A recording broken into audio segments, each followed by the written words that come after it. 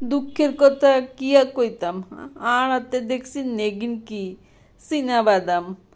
আর হেতে নে মাছ গুছ আর ভাল লাগে না। আরে কয় ডেলি ডেলি কি এর মাছ গুছ খাইয়াম, আজকে আমারে তুমি বর্তা হিসি দাও পাটাত।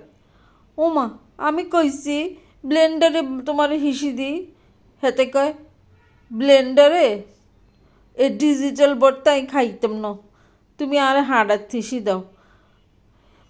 ওই তো লইলাম চীনা বাদামের ভর্তা।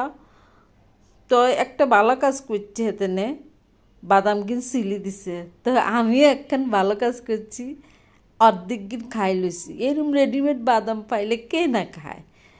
এই তো বাড়তে আসি আর তো গাম চড়ি গেছে।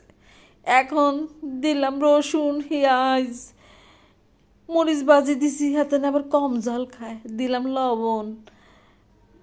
রইনে মরছে বাড়ি লইতেছি। আরে আর বাড়তে আর যে কি কষ্ট, সোনা রঙ্গ পুরি ছাই হয়ে গেছে। কত কাম করি ঘরের মধ্যে।